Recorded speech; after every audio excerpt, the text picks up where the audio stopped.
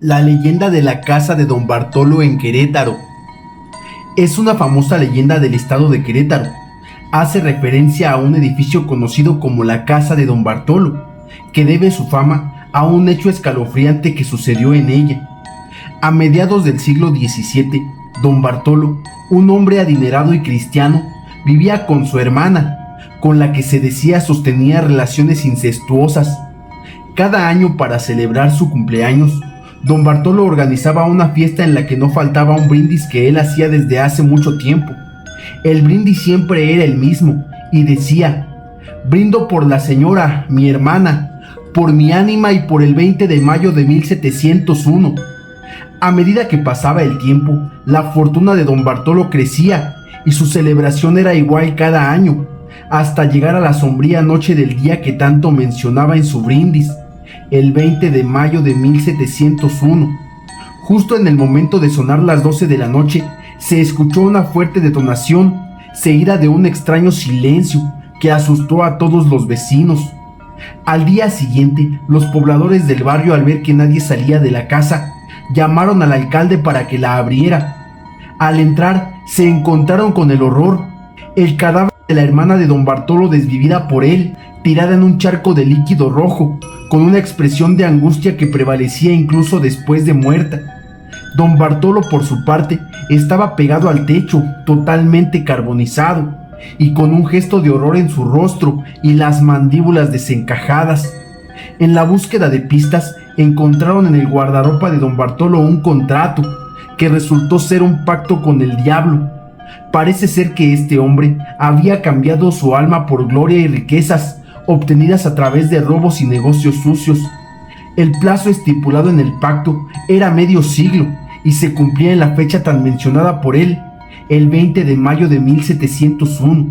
Al saber esto, el cura exorcizó el cuerpo sin vida de Don Bartolo, logrando que el diablo lo soltara. El fantasma de la Basílica de Guadalupe. En la Ciudad de México hay muchos lugares que ocultan leyendas aterradoras, sobre todo aquellos que reciben diariamente a millones de turistas. Hoy quiero contarles la historia del fantasma que habita la Basílica de Guadalupe.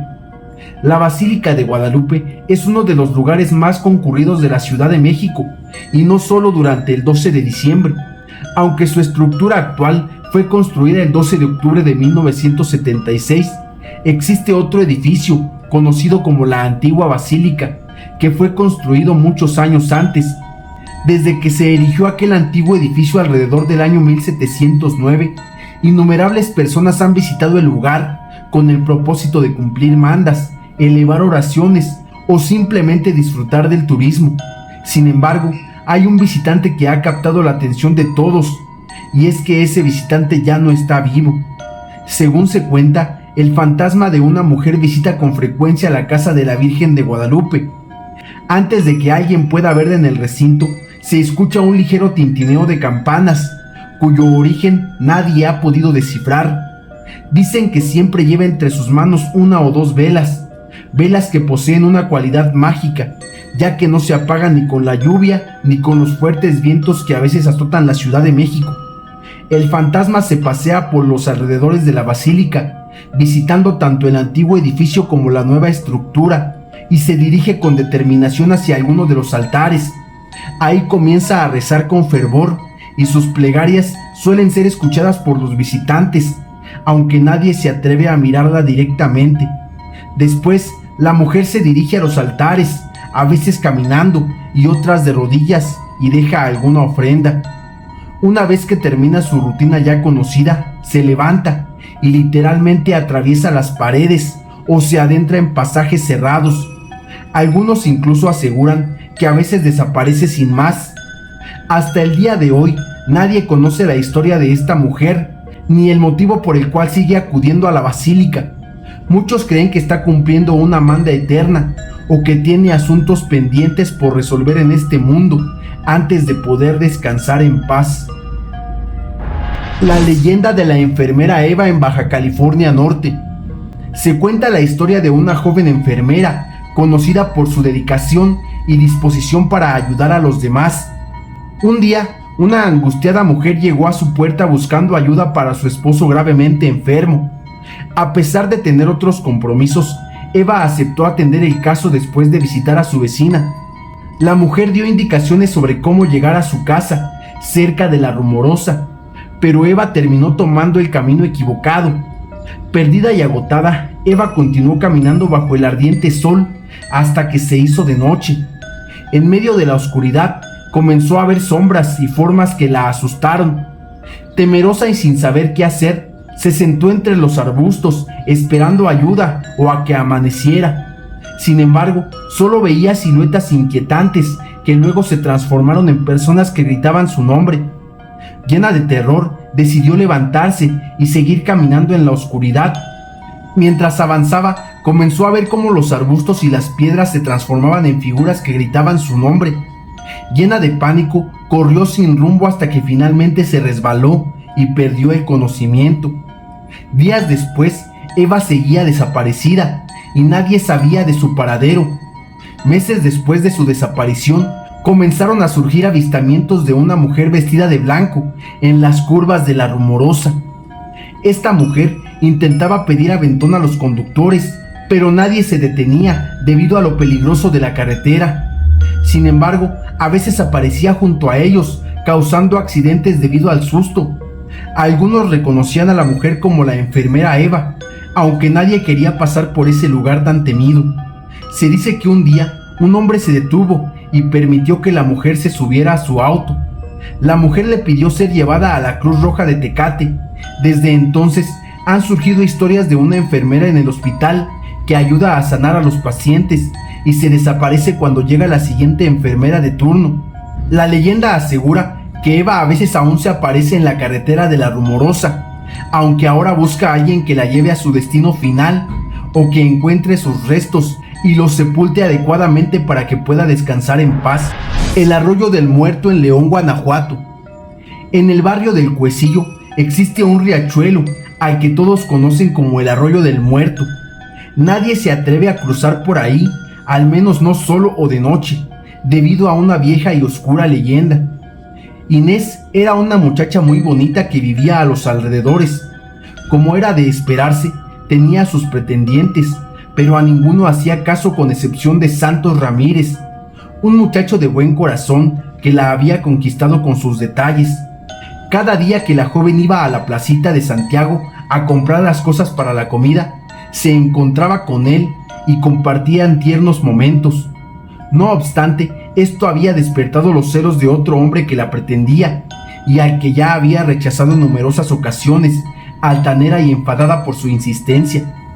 Buscando vengarse de los enamorados, el susodicho fue a buscar una noche a Santos, al que insultó y provocó de la manera más baja. Acto seguido, lo retó a pelear con él. «Si es tan hombre, sígame», le gritaba, haciendo que lo siguiera hasta el jardín de San Francisco. Santos lo persiguió, tomando la calle de la Plaza de San Juan, sin imaginar que su rival estaba tendiendo una trampa. Apenas dobló la esquina, el criminal lo recibió hundiéndole un puñal en el pecho. Esa noche nadie lo salvó de la muerte, e Inés fue muy desgraciada al perderlo. Tiempo después, en ese mismo lugar, se pondría una placa en honor al difunto, que rezaba lo siguiente: Santos Ramírez falleció 5 de junio de 1826. A Dios rogamos por su descanso eterno. Y su asesino. Las autoridades lo buscaron por todas partes, pero él se dio a la fuga. Por varias semanas nada se supo de él, hasta que cierto día, dos amigos que cruzaban el puente del Cuecillo, cerca del arroyo, encontraron su cuerpo flotando en el agua, inerte. Tenía una expresión de terror horrible y varias en el cuerpo. Los hombres hicieron la señal de la cruz, temblando de miedo. Nunca se supo quién lo desvivió. Desde entonces, a ese pequeño río le llaman el Arroyo del Muerto, y dicen que el difunto sigue apareciéndose por ahí, y él mismo vengó su propia muerte. La Fuente de los Muñecos en Jonaca, Puebla. Máximo Ávila Camacho, quien fue gobernador de Puebla de 1937 a 1941, construyó en esta zona su casa de verano. Uno de los caballerangos de Maximiliano Ávila Camacho tenía 2 hijos, una niña y un niño, de 6 y 7 años respectivamente. Ambos eran muy amados por su familia y los pobladores. Un día, una tormenta azotó esta zona de la ciudad de Puebla, justo cuando los niños se dirigían hacia la escuela, y desaparecieron. Al paso de las horas y al ver que los niños no regresaron a casa, sus padres y vecinos salieron a buscarlos. La búsqueda duró días, pero no se encontró rastro alguno de los pequeños. Las personas dedujeron que debido a la fuerte lluvia, los niños cayeron en un pozo de agua aledaño a la casa del general Ávila Camacho. Al enterarse de lo ocurrido, el general, quien tenía una muy alta estima a su caballerango, ordenó que se construyera una fuente con azulejos de talavera y un pedestal con 2 figuras de niños, justo en la zona donde se cree que cayeron sus cuerpos. Se dice que por las noches, las figuras inanimadas de la fuente de los muñecos cobran vida para jugar, así como para correr por las calles empedradas de Jonaca. Algunos de los vecinos incluso aseguran que la risa de los niños se escucha por todo el barrio hasta el amanecer, cuando de nuevo regresan al pedestal de talavera para petrificarse. La historia de la Dama del Molino en Chihuahua. Se cuenta la leyenda de Margarita en la época de la conquista española. Una mujer de una tribu indígena se enamoró de Marcos, un hombre de su misma tribu. Sin embargo, Rogelio, un soldado español, también estaba enamorado de Margarita y hará lo que sea para estar con ella.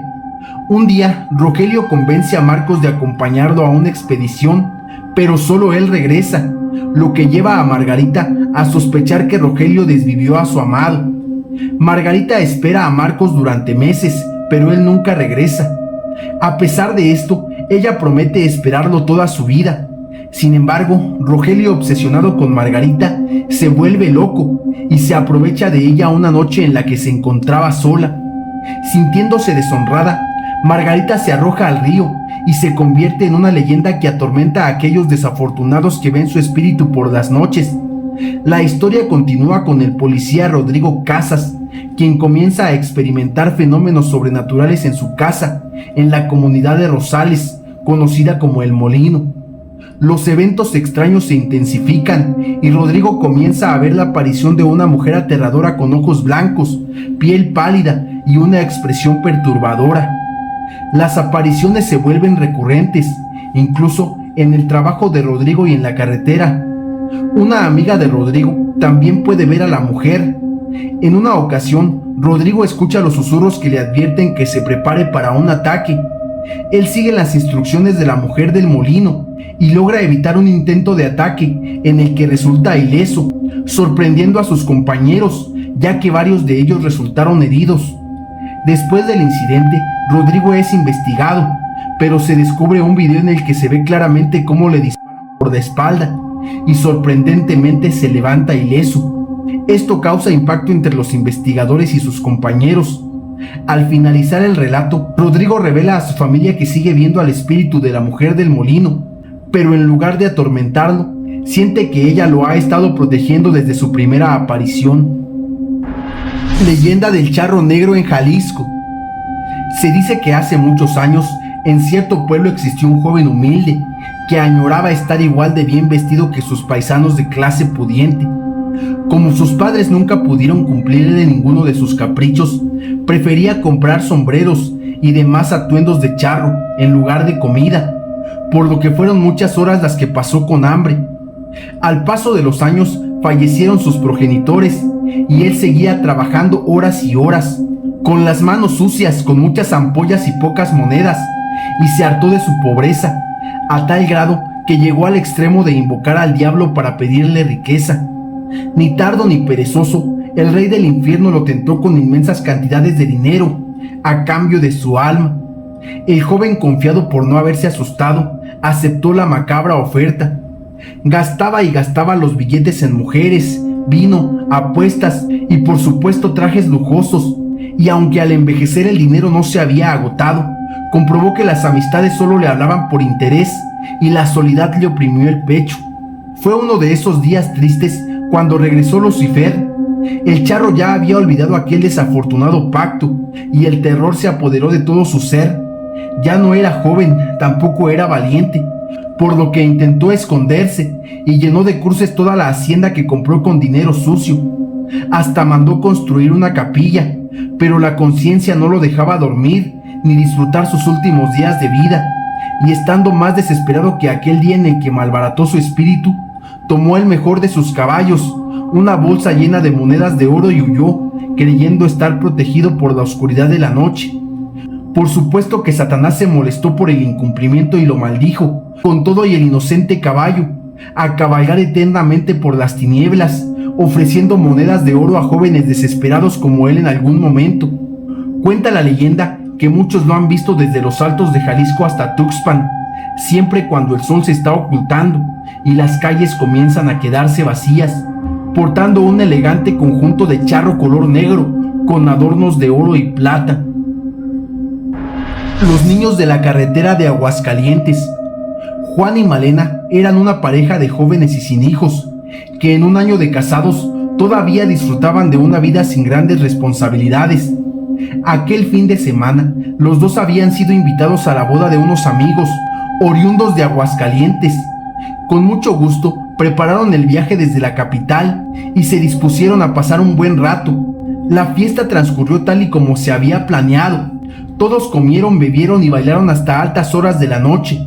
Fue entonces cuando se comenzaron a despedir, pues Juan tenía que trabajar al día siguiente, y aunque a Malena le hubiera gustado quedarse, la verdad es que no se lo podían permitir.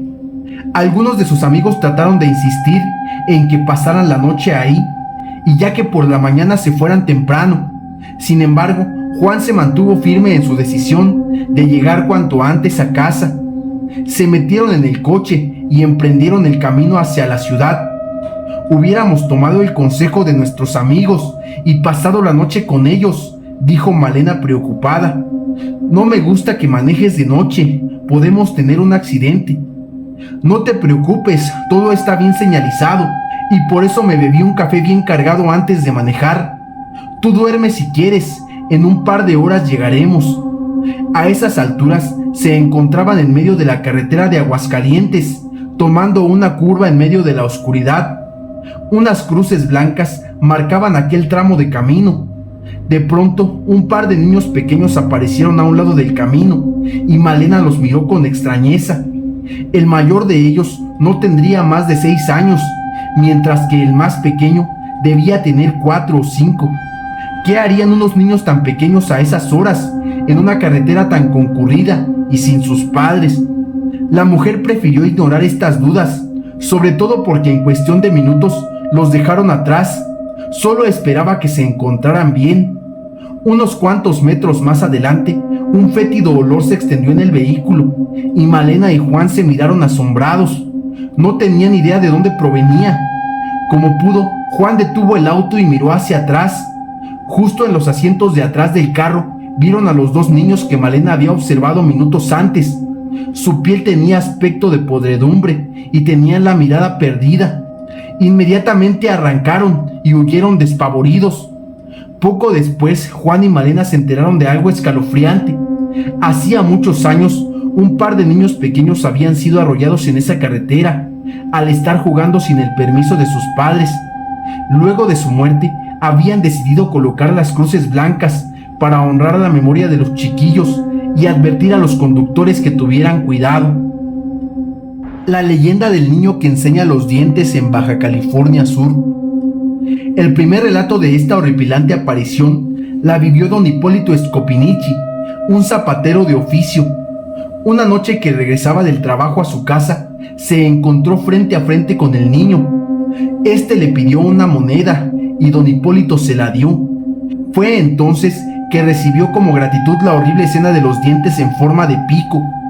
Días después del caso del zapatero, un sargento de la policía municipal se encaminaba hacia el sur de la ciudad, cuando vio venir en la claridad de la noche la figura de un chamaco de un escaso metro de estatura.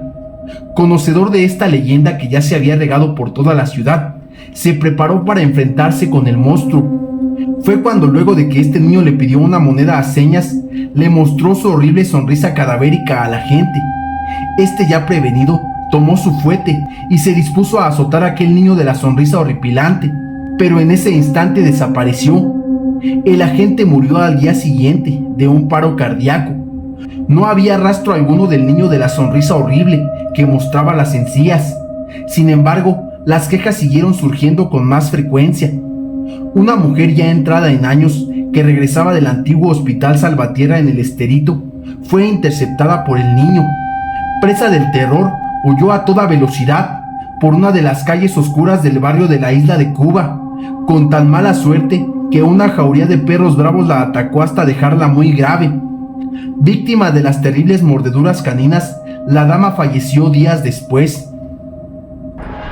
La última confesión, leyenda de Zacatecas. Martín Esqueda, un sacerdote del pueblo en Zacatecas, llevaba una vida tranquila como párroco del templo de Santo Domingo. Los habitantes acudían a él en busca de confesiones, incluso a altas horas de la noche. Sin embargo, todo cambiaría en el año de 1850. Una noche, una anciana llegó a su puerta pidiendo una confesión para un familiar gravemente enfermo. Martín accedió y junto a la anciana se dirigió a una antigua casa, cerca de la Plaza de Toros, donde un hombre enfermo descansaba. Una vez adentro, Martín realizó la confesión sin contratiempos. Al día siguiente se dio cuenta de que había olvidado su estola en la casa. Envió a 2 emisarios para recuperarla, pero regresaron sin éxito, ya que nadie les abrió la puerta. Decidió recuperar su estola, y Martín fue personalmente, pero no obtuvo respuesta. Finalmente, el propietario de las casas deshabitadas abrió la puerta y quedó sorprendido al ver al sacerdote. En el interior encontraron la estola colgada en una estaca de madera, en medio de un escenario abandonado y deteriorado. Este extraño suceso impactó profundamente a Martín, quien se vio afectado en su fe y en su vida. Poco tiempo después se enfermó y tras varios años falleció. La leyenda cuenta que nunca volvió a ser el mismo desde aquella última confesión. La Cueva del Toro de Campeche. Llegada la noche y pasadas las campanadas de la iglesia de San Román, no había ser humano que se atreviera a pasar por este lugar, a menos que fuese por una fuerte necesidad. La leyenda cuenta que al dar las 12 de la noche, se escuchaba la respiración de la bestia feroz saliendo hacia los baluartes, retando a los que la custodiaban, quienes aterrados con esta terrible visión, disparaban sin provocarle daño alguno, y por el contrario, provocaban que remetiera más fuerte contra la muralla, para después continuar su camino hacia la ciudad y regresar antes del amanecer a su cueva. En su recorrido por la ciudad, al momento de llegar a un cruce de calles, en lo que es su centro en forma de cruz, el toro bramaba rascando la tierra para convertirse en un caballero, el cual entraba a la casa de alguna bella dama, a la que con hechizo citaba al otro día a las 12 de la noche en la entrada de la cueva. Al amanecer, las bellas se sentían soñadas por haber estado según ellas con su príncipe azul. Llegada la noche de ese día, la bella dama a la cual se le había aparecido la bestia, se preparaba para ir al lugar acordado para su cita. Al llegar a la cueva, la bestia en forma de caballero la esperaba, y abrazándola, la metía en lo profundo de la oscuridad, perdiéndose sin poder regresar jamás. La leyenda dice que un buen día, los ciudadanos se pusieron de acuerdo para ahogarlo, haciendo que la corriente del agua de las lluvias fluyera hacia la cueva, lo cual resultó inútil, porque a los pocos días apareció nuevamente con su siguiente víctima. Al verlo, los valientes campechanos que velaban en el lugar, protegidos con cruces y talismanes, lo atacaron con sus armas sin hacerle daño.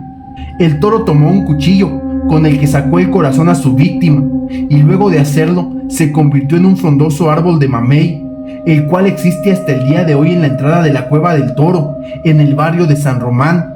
Aún el día de hoy, se asegura que todavía se siente el rugir de aquel toro. La Tizigua de Chiapas. Desde los tiempos de sus ancestros nahuales, los habitantes de Tuxtla Gutiérrez contaban con la leyenda de una hermosa pero malvada mujer que se aparecía en el río Sabinal, concretamente dentro de las pozas que se formaban entre los troncos de los ahuehuetes. Antes, las aguas del río estaban limpias y cristalinas, no como ahora que se han vuelto negras. A los jóvenes les gustaba acudir para bañarse en ellas por largas horas, pero si no tenían cuidado, podían encontrarse con esta espeluznante aparición. Cierto día, un muchacho acudió para darse un baño. Al estar en el agua durante un largo rato, pudo escuchar unas extrañas palmadas detrás de él. Sobresaltado se dio la vuelta, solo para encontrarse con la hierba agitada de la orilla. Sin embargo, sentía que alguien lo estaba espiando. Intranquilo continuó nadando y poco después escuchó otro ruido. Esta vez alguien silbaba. Volvió a mirar y se quedó anonadado al encontrarse con una bella mujer de piel blanca y cabello rubio, casi pelirrojo, muy semejante al fuego. Sus ojos eran azules y la única prenda que usaba era una enagua transparente, tras la cual se adivinaba una silueta esbelta y sensual. La mujer lo miraba con coquetería. El joven sintió hervir su sangre al instante por el deseo de tener un romance con ella. Fue tras la extraña, que se escabulló como una víbora en medio de la maleza sin hacerse daño. En cambio, él se tropezaba y se lastimaba con las espinas que surgían entre el yerbal. Tenía miedo de pisar alguna culebra, pero no podía dejar de mirar a aquella muchacha. Finalmente consiguió atraparla y los dos se besaron con pasión. Al cabo de un rato, la mujer volvió a sumergirse en la poza y él hizo lo mismo, ansioso por abrazarla. La chica tomó su sombrero y lo llenó con agua. Al colocarlo en la cabeza del joven, el líquido se transformó en un lodo hirviente, del que emanaba un intenso olor a azufre. Chilló de dolor y ella se rió con malicia y se palmeó los muslos burlándose de él. Cuando el muchacho quiso reclamarle, se dio cuenta de que había salido del agua y ahora volvía a perderse entre la maleza, emitiendo una risa escalofriante. Fue en ese momento cuando perdió la razón. Loco, balbuceando, trató de ir tras ella. Vagó por días en medio de la selva, desnudo, con la mirada extraviada y la boca abierta, hasta que lo encontraron unos hombres del pueblo. Lo llevaron a la iglesia y también con curanderos, pero nadie pudo remediar su locura. El resto de su vida se la pasó vagando entre las casas, pidiendo comida de puerta en puerta y queriendo ver a aquella hermosa mujer en los rostros de las amas de casa que por caridad le tendían un plato. Por eso hasta el día de hoy se advierte a los hombres que no deben bañarse solos en las pozas. La tisigua vaga por ahí en busca de alguien a quien pueda arrebatarle su cordura. El diablo de Tex-Mex de Coahuila. Esta leyenda cuenta que hace 28 años hubo una noche típica de rodeo en un antro llamado Tex-Mex, donde el diablo se presentó ante los mortales con apariencia humana. Muy guapo, cabe decir. Durante el transcurso de la velada, el príncipe de las tinieblas sacó a bailar a la mujer más atractiva del lugar y ella aceptó con gusto.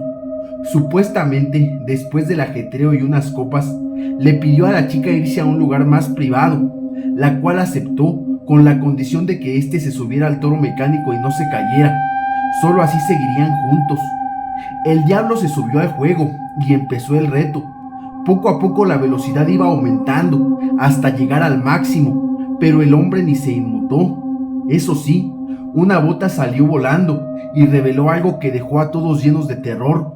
Una patita de cabra en lugar de pie provocó que la multitud gritara y huyera despavorida en medio del caos y la oscuridad, mientras que el misterioso joven simplemente desapareció. La dama, al darse cuenta, se retiró del lugar callada para pretender que nada había ocurrido, pero al tomar el volante, los nervios se apoderaron de ella y condujo a toda velocidad, por lo que terminó por estrellarse, cumpliendo la promesa de irse con el diablo. Actualmente este rodeo está cerrado y no hay quien afirme que se debe a lo ocurrido en aquella misteriosa noche. La leyenda del cenote Saci en Yucatán. La leyenda cuenta que una curandera y hechicera del pueblo era la jefa de la familia de los Cocom. Era una anciana fuerte e influyente, quien tenía a su nieta, llamada Sagnicté o Flor Blanca. Por el otro lado, Xalaxuinic, que era descendiente de la familia de los Cupules, tenían un hijo, el cual era el príncipe Hulkin. Ambos adolescentes tuvieron una amistad que culminó en amor. El cacique, al darse cuenta de esta relación, tomó la decisión de enviar lejos a un poblado en el cual ya había pactado un casamiento para Hulkin y se iba a casar con la princesa de ese lugar. La leyenda relata que Sagnicté, al percatarse que su amado príncipe había partido, se sintió triste y desolada, Había perdido su alegría que la caracterizaba y ese brillo en sus ojos ya no se veía más. Así que, sin saber más qué hacer, le confesó a su abuela que se encontraba embarazada de Hulkin. La abuela, que era la hechicera más poderosa del pueblo, le prometió que usaría todo su poder para traer de vuelta a su amado príncipe, pero él, al estar en aquel poblado lejano, se había olvidado de ella gracias a la hermosura de su nueva pareja. La leyenda cuenta que un día Sac-Nicté, al darse cuenta que se acercaba la boda de Hulkin, tomó la decisión de atarse una piedra a su hermosa cabellera y arrojarse al fondo del cenote maya. Por eso hoy en día es conocido como el cenote Saci, en memoria de ella. Luego de sucedido eso, el príncipe sintió algo malo exactamente en el corazón. Esto lo llevó de vuelta a Saci, solo para darse cuenta de que su ser amado estaba muerta, víctima del mal. Hulkin se lanzó al cenote, ahogándose para demostrar a Sac-Nicté su amor incondicional. La hechicera, al notar esto, dijo: «Te he cumplido, Sac-Nicté, te he traído otra vez a tu amor». Con estas palabras, dice la leyenda que de forma simultánea arrojaba una maldición al cenote, el cual cobraría la vida de algún joven para honrar el cariño de Sac-Nicté y Hulkin.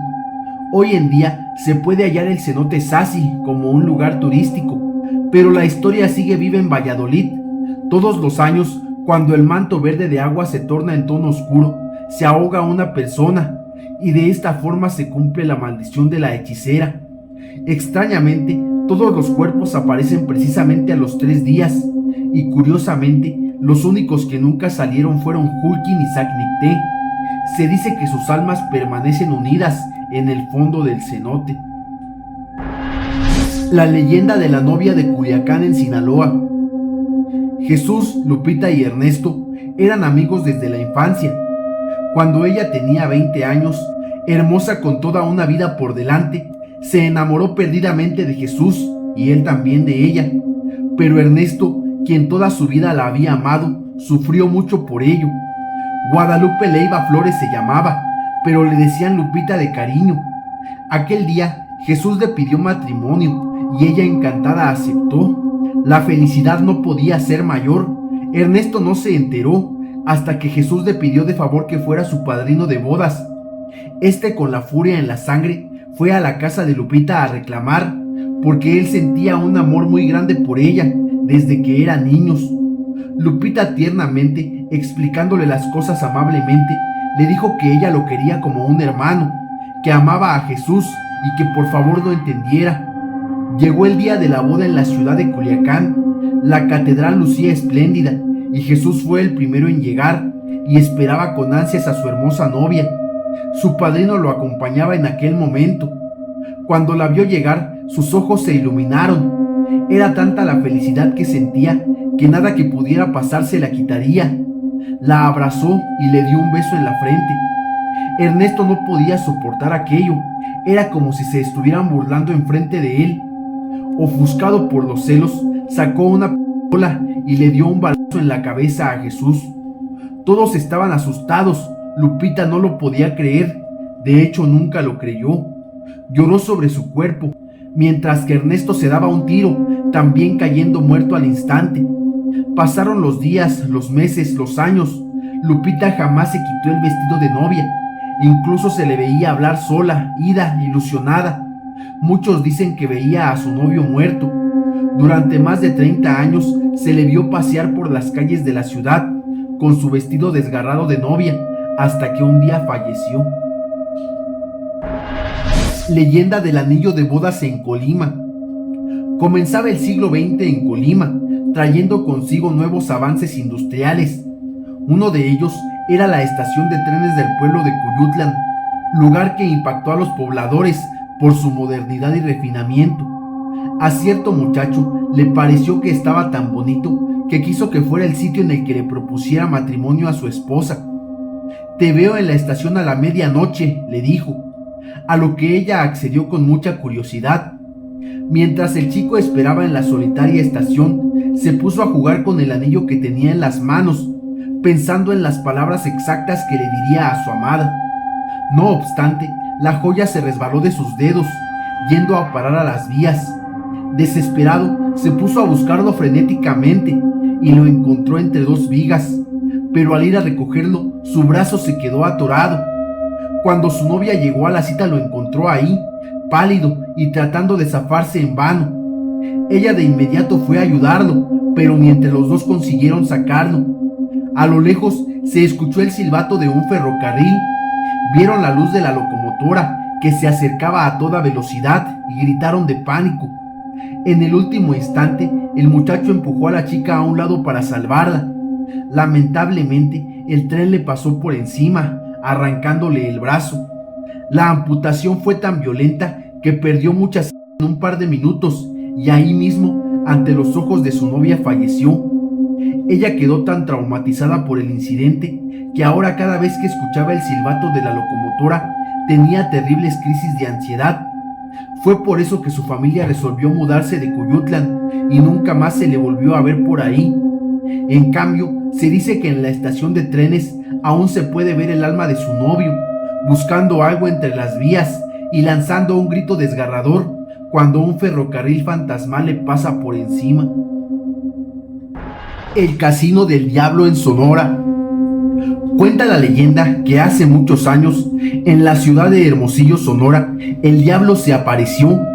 La historia dice que en un casino de la colonia Country Club, el cual era un lugar para fiestas, un 31 de diciembre se ofreció un gran evento de Año Nuevo. Este sitio era el más llamativo y el más famoso en aquellos tiempos. Ahí acudían todos los jóvenes de cualquier tipo de nivel social a bailar y disfrutar del ambiente. Una muchacha que tenía muchas ganas de ir a ese baile tardó días buscando el mejor vestido y varias horas más en arreglarse para convertirse en la joven más bonita del lugar. Al terminar, fue con su mamá para avisarle que ya se iría al famoso evento, pero la mamá no la dejó, ya que ella estaba en cama muy enferma y según su madre no le había dado permiso antes. La joven se molestó muchísimo, así que se fue a su cuarto y estuvo algunas horas encerrada. Los amigos de la muchacha llegaron a su casa y comenzaron a lanzar piedritas a su ventana. Ella se asomó y decidió escaparse por ahí. Llegaron al baile y entraron muy contentos porque iba a tocar una de las mejores bandas de la época. La joven era la más bonita de toda la noche. Tenía varias propuestas para bailar, pero ella no las aceptaba, ya que estaba esperando al hombre más guapo de la noche. De pronto, entre la multitud, salió un muchacho de cabello negro, ojos enormes y vestido elegantemente. Nadie conocía a aquel apuesto joven, y claro, todos se preguntaban quién era. El muchacho la invitó a salir y ella aceptó rápidamente. Se fueron al centro de la pista para divertirse toda la noche. Por ahí de las 12, mientras disfrutaban de la música, Linda comenzó a sentir mucho calor. Era como si algo le quemara la espalda. Volteó a ver y encontró una mancha en su vestido, así que decidió ir al baño a limpiarse. Al llegar, se dio cuenta de que no era una mancha. Tenía la mano de aquel apuesto caballero marcada en su vestido. Ella pensó que era una simple mancha de su mano, así que volvió a la pista y siguió bailando con él. Después de un rato se percibió un olor a azufre y comenzó a aumentar la temperatura del casino. Todas las personas que estaban presentes en el baile miraron hacia el centro de la pista. De pronto, los asistentes observaron que al apuesto muchacho le salieron del pantalón una pata de gallo y otra de cabra. Linda se desmayó de la impresión. El lugar se llenó de mucho humo y el joven desapareció. Todos los presentes salieron corriendo hasta que el casino quedó en llamas. Pero lo más curioso es que solo quedaron las paredes, que aún se ven a lo lejos de la ciudad. Después de lo que sucedió ese día, el local jamás fue reconstruido y por eso ya no se volvió a realizar ningún evento. No se supo qué pasó con la muchacha, mucho menos quién era ese misterioso hombre. Algunos dicen que fue internada tras una crisis nerviosa, otros que se fue con el demonio. A pesar de que el casino se encuentra a la vista de cualquier hermosillense y de que hay casas y edificios alrededor, la zona es muy poco habitada, ya que se tiene miedo a que vuelva a suceder algo similar. El Toro de los Cuernos de Oro en Durango. Dicen que allá por el Cerro del Mercado en Durango hay una cueva oculta, a la cual solo se puede acceder a la medianoche y esto por escasos segundos.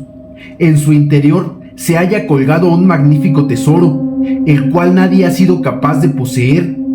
Esto se debe a que siempre que la gruta se abre, aparece un toro negro de cuernos dorados que se coloca en la entrada para custodiarla. Cierta noche, un muchacho caminaba por el cerro de camino a su casa, cuando escuchó un estruendo. Era el sonido de la cueva abriéndose. Curioso se acercó a mirar y se encontró con el toro, que lo miraba de forma amenazadora. El animal se arrojó contra él para embestirlo. Sin embargo, el joven no tenía miedo.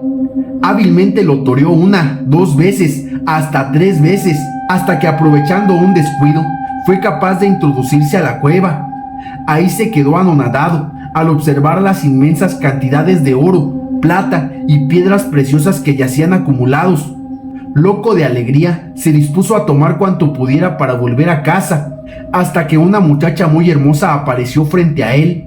Su piel era blanca y traslúcida, y sus ojos se veían tristes. «Vuelve por donde has venido, porque este tesoro no es para ti», le advirtió. «Si lo tocas, acarrearás una gran desgracia. Vuelve y olvídate de esta cueva». Asustado, el muchacho decidió obedecerla y regresó a su hogar para contar lo que le había sucedido. Esa fue la última vez que vio la cueva del tesoro en el cerro, mas él no fue el último que se acercó a buscarla. Muchos hombres intentaron apoderarse de sus riquezas, mas ninguno lo consiguió. Algunos volvían a casa temblando de terror tras haber visto a la bestia que lo custodiaba. Otros fallecieron ahí mismo, después de intentar amansarla sin éxito. Se dice que el tesoro está maldito y aquel toro es el mismo diablo. La mujer de blanco de la feria de Chilpancingo, Guerrero. En la colonia Indeco, donde se lleva a cabo la tradicional feria de Chilpancingo, en el nombre de la misma ciudad existe una aparición que le ha puesto los pelos de punta a numerosos habitantes. Una mujer vestida de blanco que ronda por las calles. Su historia se remonta por lo menos a hace 25 años, cuando un habitante de la ciudad se dirigía hacia Indeco. Todavía no se realizaban los preparativos para la feria. El terreno que suelen ocupar las instalaciones estaba protegido por una valla de alambre y lleno de arbustos. Era muy tarde. El hombre cuenta que abordó un taxi y justo cuando estaba tomando la calle Iguana, el sonido de los grillos que inundaban los alrededores se detuvo abruptamente, sumiéndolos en un escalofriante silencio. Él presintió algo a sus espaldas, como si lo estuvieran vigilando, y al voltear se llevó el peor susto de su vida. Una mujer de blanco flotaba detrás del vehículo, al fondo del terreno. Su cabello negro y largo le ocultaban el rostro. El taxista también se dio cuenta y ambos se quedaron paralizados del terror. Solo reaccionaron cuando la mujer subió por el tronco de un árbol y entonces, llenos de miedo, se marcharon del sitio a toda velocidad. No transcurrió demasiado tiempo antes de que el protagonista de esta historia comprobara que la mujer había sido vista por otras personas. Así surgió una de las leyendas más tenebrosas de Chilpancingo, de la cual hasta el día de hoy sigue habiendo avistamientos. La leyenda de la bruja de Hidalgo.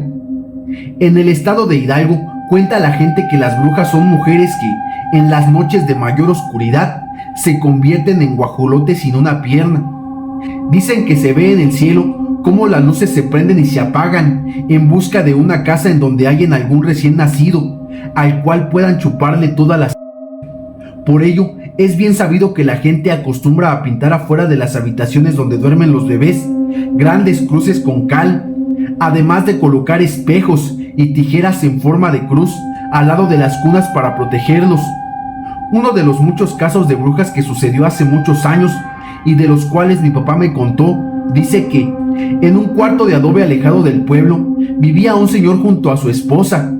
Él era conocido entre la gente por su trabajo, aunque de su esposa se corría el rumor de que era bruja, cosa que el señor ignoraba.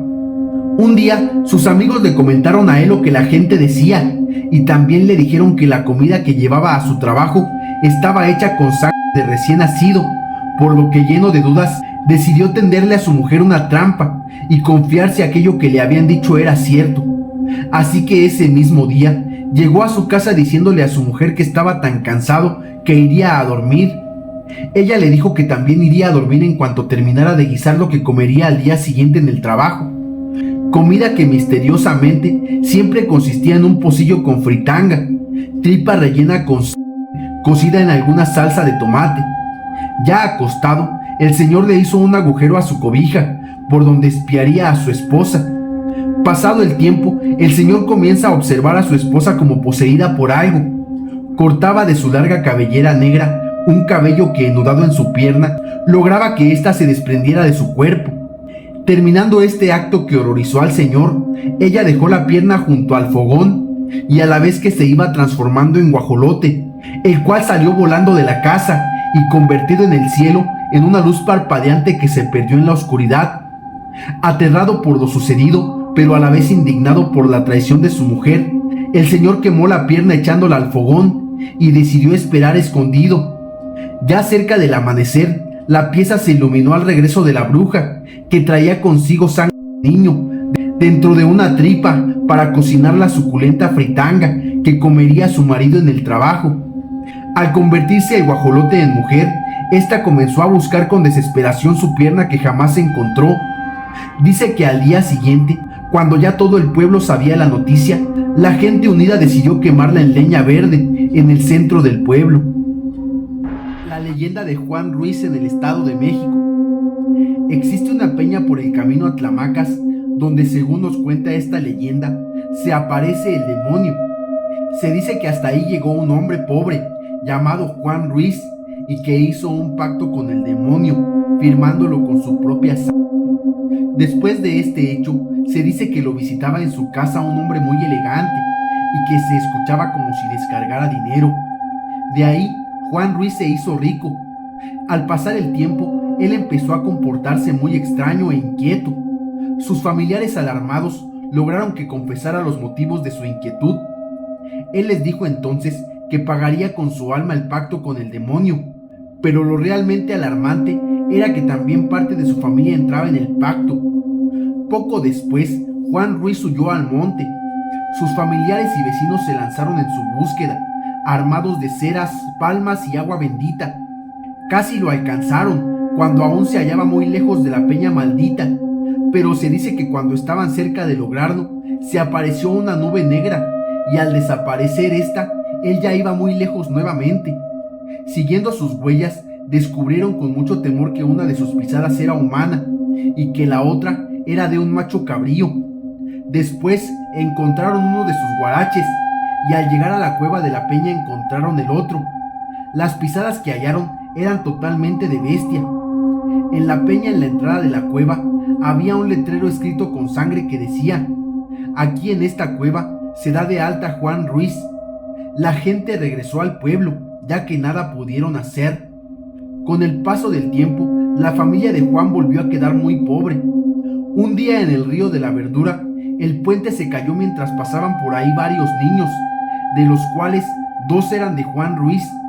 De manera inexplicable, la corriente se llevó únicamente a los 2 niños de Juan. 2 cuadras adelante lograron rescatar a uno de ellos y al otro lo rescataron hasta el pueblo vecino, donde se ensancha el río. Nos dice la leyenda que muchos de sus descendientes de Juan han muerto en forma trágica. Los lugareños dicen que es debido al pacto que hizo con el demonio. La mujer solitaria de la cascada de Michoacán. El Salto es una caída hermosa de aguas cristalinas, con muchísima fama en Michoacán, y no solo por su impactante belleza. Los lugareños saben que de noche una fantasmal aparición hace acto de presencia para bañarse, y es mejor no cruzarse en su camino. Cierto día, un grupo de jóvenes amigos acudieron a nadar a la cascada para refrescarse. Pasaron la tarde completamente bromeando y divirtiéndose, y al caer la noche, el clima seguía siendo tan agradable que en lugar de marcharse decidieron quedarse unas horas más. En ese instante se percataron de que una mujer se acercaba a las aguas. Estaba desnuda y tenía una figura esbelta. Su pelo era muy negro y hacía un bello contraste con su piel blanca. Los chicos guardaron silencio para espiarla mientras se bañaba. Sin embargo, cuando la desconocida entró a la laguna, un mal presentimiento se apoderó de ellos. Algo andaba mal ahí, pero no sabían qué. Imprudentemente, y para quitarse el miedo, el más payaso del grupo le lanzó un piropo para romper la tensión. La mujer volteó y un escalofrío le recorrió la espalda. Ella no tenía rostro. Cuando emitió un espeluznante chillido, los muchachos salieron a toda prisa del estanque y corrieron despavoridos. Días más tarde, aún sin reponerse del susto, todos ellos se enfermaron y luego, uno a uno, murieron en inexplicables circunstancias. El aterrador relato de don Fermín en Morelos. Don Fermín trabajaba como mozo de un hotel ubicado en la calle Matamoros. Su turno terminaba a las 12 de la noche, pero siempre acababa saliendo alrededor de la 1 de la madrugada. Como no tenía vehículo, ni siquiera bicicleta, se veía obligado a caminar hasta su humilde morada, ubicada en el poblado de San Antonio. En realidad, no era muy lejos, pues bastaban unos 15 o 20 minutos de caminata. Como todos los días, don Fermín inició su caminata.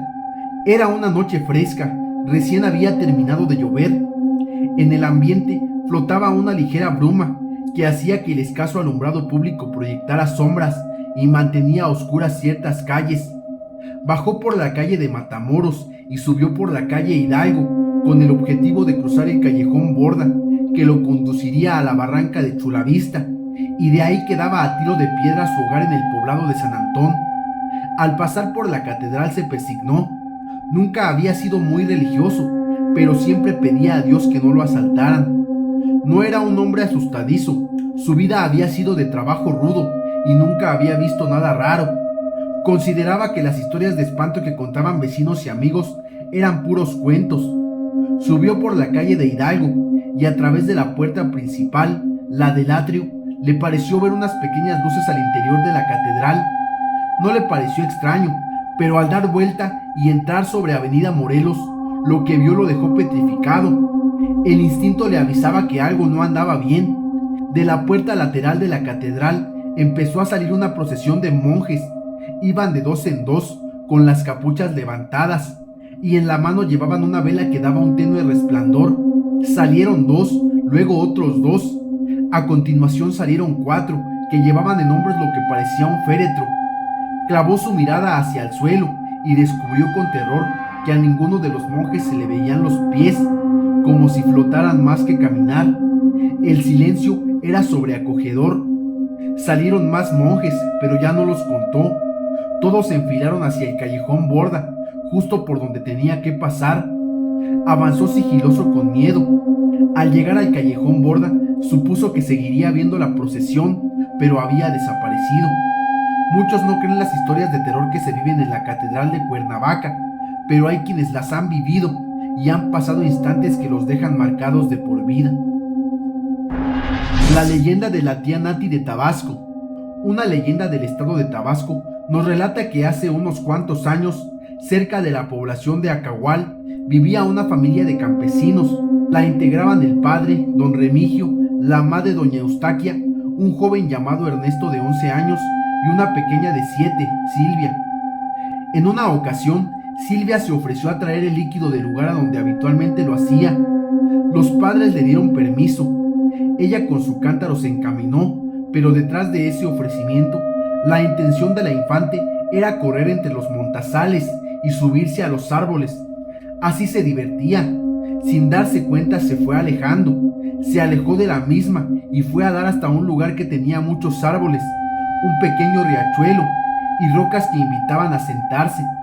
La pequeña Silvia, viendo el lugar tan bonito, decidió quedarse a ver las mariposas que aún volaban cerca de las flores que crecían a las orillas del riachuelo.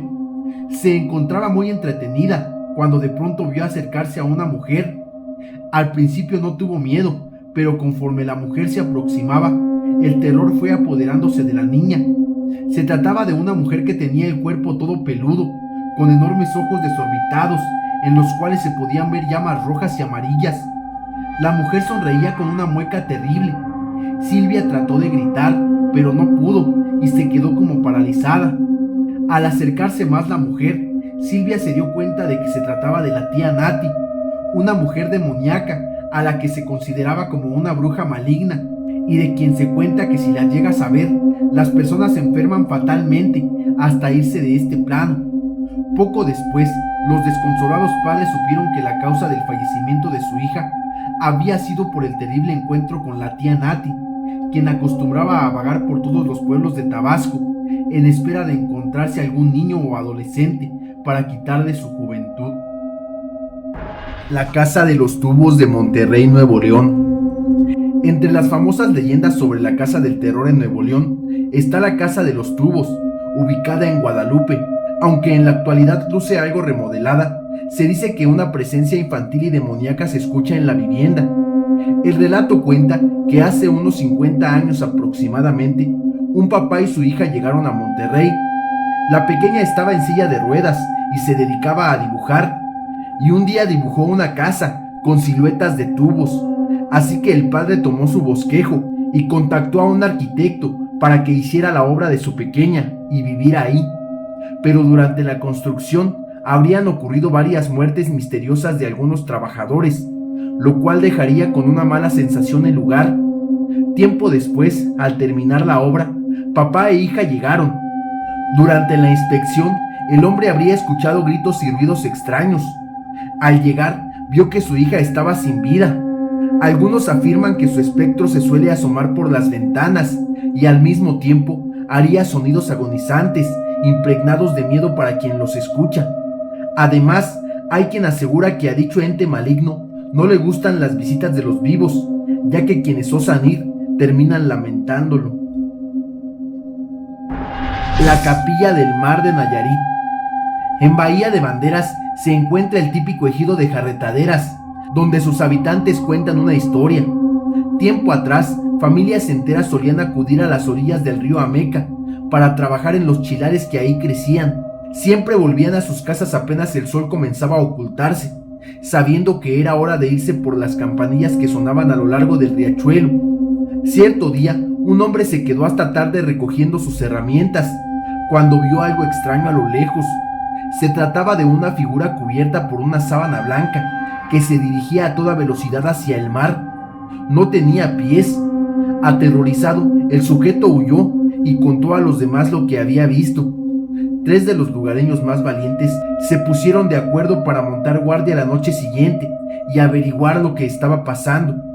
Al estar vigilando, notaron cómo un grupo de personas cubiertas con sábanas blancas se iban flotando hacia el mar, tal y como su amigo había dicho. Uno de ellos, consternado, decidió regresar a casa con su familia, y los otros 2 se quedaron, tratando de seguir a aquellas figuras. A la mañana siguiente, fueron encontrados en la playa, sin vida y con expresiones de horror en sus rostros. No se sabría la verdad, sino hasta días después. Resulta que en aquel sitio solía haber una capilla de frailes, la cual había sido destruida por un maremoto. Las figuras de blanco no eran otras que la de aquellos hombres, muertos mientras intentaban salvar su templo. Los pobladores decidieron regar agua bendita frente al mar y rezar por su eterno descanso. Aún así, se dice que todavía se les puede ver algunas veces. Pancho Rojas y la Cueva del Oro en Tamaulipas. Se cuenta que Pancho Rojas caminaba todos los días junto a su burro por el Cerro Partido, en el municipio de Ocampo, Tamaulipas. Un día, el agobiante calor obligó al par a buscar una sombra donde resguardarse. Al recostarse dentro de una cueva, empezó a recordar las historias que hablaban del tesoro escondido en alguna de las cuevas del cerro. Así adormecía Pancho, con la imagen del oro y las joyas en sus manos, cuando una voz lo despertó de su leve descanso. Una voz áspera y grave que envolvía la oscura cueva. Se dirigió al hombre. «Ven, Pancho, el tesoro de tus sueños está aquí». Abrió los ojos y vio cómo en la profundidad de la gruta emergía un brillo dorado del suelo, mientras el sonido de la extraña voz parecía arrastrarlo a descubrir qué era aquel resplandor. Avanzó con un paso temeroso hasta que vislumbró las joyas y las monedas de oro. Ante el hallazgo, se abalanzó dando saltos y gritos de alegría hacia el tesoro. Agarró los metales con tanta fuerza para saber que no eran mentira y los metió en sus bolsillos. Desesperado, siguió metiendo entre su ropa todo lo que pudiese y salió de la cueva para guardar en las bolsas en los costados del burro, cuando escuchó un fuerte estruendo. La cueva se había sellado. La voz exclamó: «¿Quieres el tesoro, hijo mío? Es todo o nada, Panchito». Al escuchar esto, Pancho huyó a toda prisa con su burro. Ya en casa, echó el tesoro que pudo agarrar sobre la mesa para que su familia lo viera. Su esposa, temerosa del origen de tales riquezas, imploró a Pancho que para curar toda maldición pagara un tributo a la Virgen del Contadero y donara la mitad de la fortuna, a lo cual Pancho se negó rotundamente. Días después, Pancho Rojas pasó con los bolsillos repletos de oro frente a la Virgen del Contadero y sintió cómo su vestidura se rompió y cayeron las piedras. Asustado por haber perdido su riqueza, corrió hacia la cueva, pero cuando llegó al lugar no había nada, solamente la misma voz y un misterioso viejo. Al ver la figura del hombre, Pancho Rojas cayó muerto. La muñeca de porcelana de Oaxaca. Hace mucho tiempo había un anciano que poseía una inmensa fortuna. A pesar de su dinero, este hombre era muy humilde y profesaba el más sincero cariño a su familia, en especial a su nieta, a la cual había sido muy apegada desde que era una niña. Pero el tiempo pasaba y el viejo comenzó a enfermar. Presintiendo que su muerte ya estaba cerca, decidió llamar a su abogado para hacer un testamento en el que repartía sus bienes entre todos sus parientes. Poco después, el hombre falleció. Su cuerpo fue velado y enterrado como marcaba la costumbre. Al día siguiente del entierro, el abogado mandó llamar a toda la familia para hacer la lectura de su última voluntad.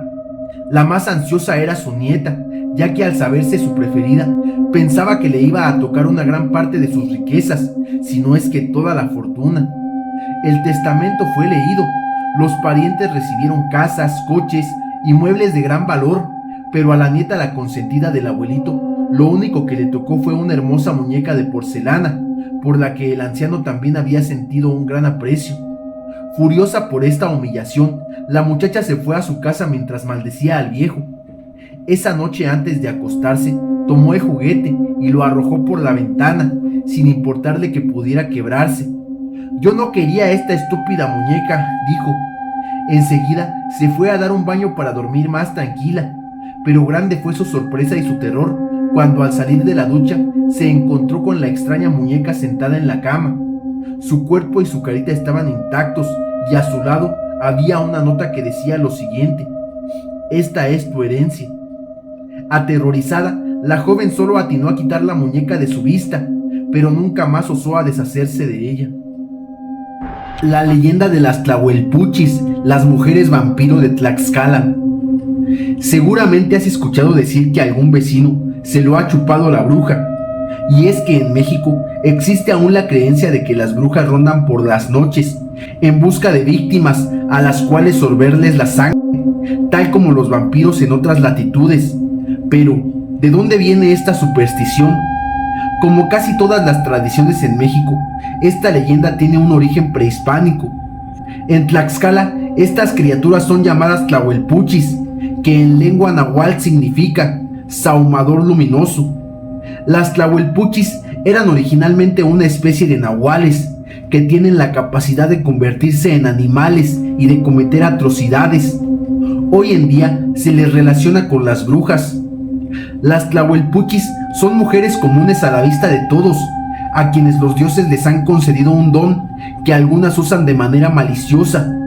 Ellas se enteran de que son portadoras de este don al llegar a la pubertad, específicamente cuando tienen su primera menstruación.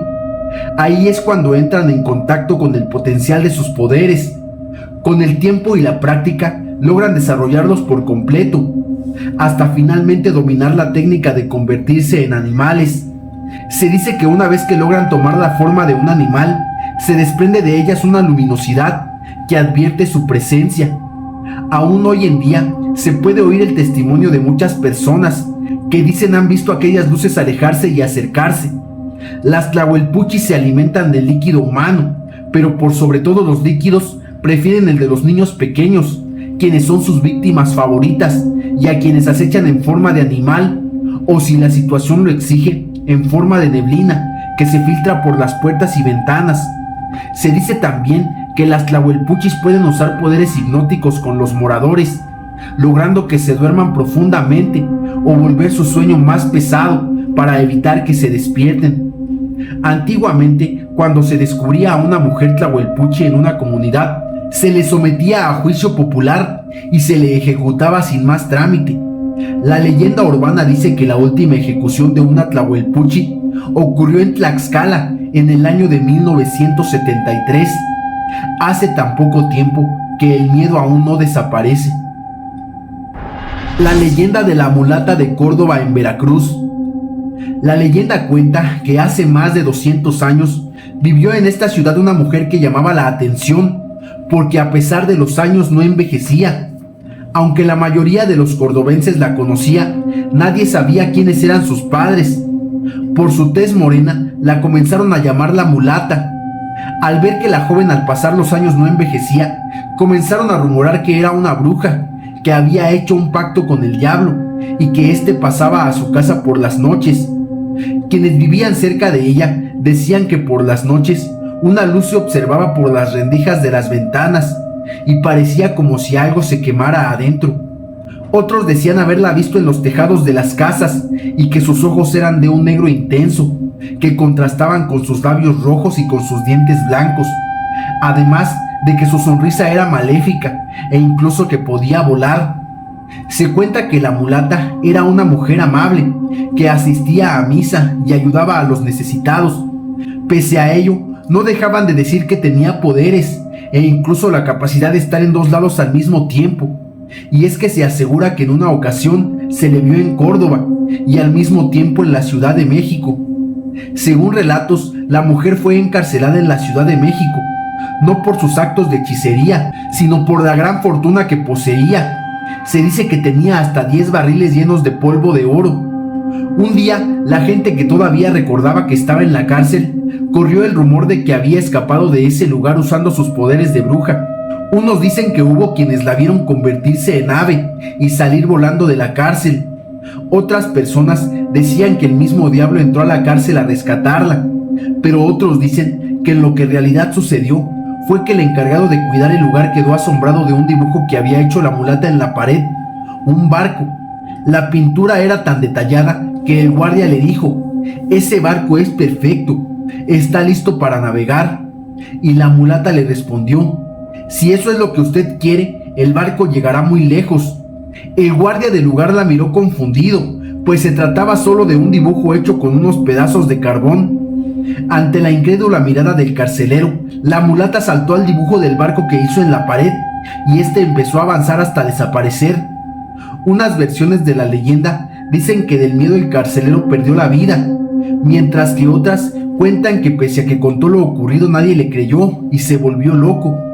Nadie volvió a ver a la mulata de Córdoba. Leyenda de la piel de venado de Quintana Roo. Cuenta la leyenda que hace cientos de años la piel de venado era de un color muy claro y debido a eso los hombres los cazaban fácilmente. Estos disfrutaban de su rica carne y con su piel hacían escudos para sus guerreros. Debido a su explotación, en el Mayab estuvo casi por desaparecer el venado. Una vez, cuando un pequeño venado tomaba agua de río, escuchó voces de humanos y al voltear vio a varios cazadores. Este emprendió huida rápidamente, pero por otro lado, los cazadores tiraban muchas flechas. El venado corrió lo más veloz que pudo y se escondió en una cueva entre hierbas altas para descansar debido a sus heridas. En esta cueva vivían 3 espíritus buenos, quienes ayudaron al venado y le aliviaron su dolor. Luego le permitieron quedarse unos días escondido. Pasado este tiempo y cuando ya se sentía mejor, el pequeño venado decidió que ya era hora de irse, así que se despidió de los generosos espíritus que a su vez le dijeron: "Eres un animal bueno y noble, te ayudaremos y te llevaremos a la entrada de la gruta". Cuando llegaron al lugar mencionado, uno de los espíritus agarró tierra y la esparció sobre la piel del pequeño venado.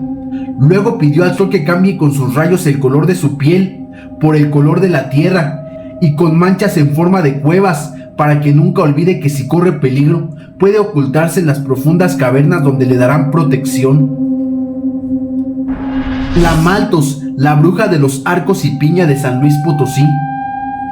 Esta leyenda se retrocede a la época colonial. Narra la historia de una mujer que poseía un gran puesto en la Inquisición. Por lo tanto, podía decidir sobre la vida de muchas personas.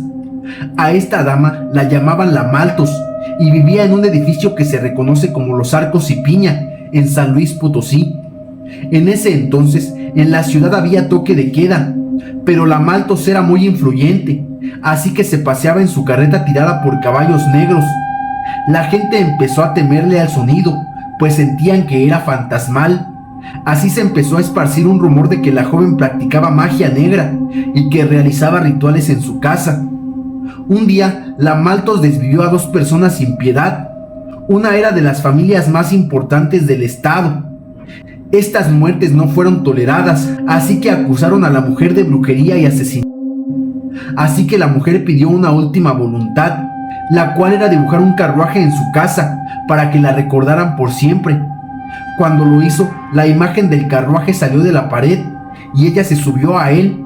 Se alejó a toda velocidad riéndose de una forma muy aterradora. Esto dejó a todos muy asombrados, con miedo, y a partir de ese día no supieron más de ella.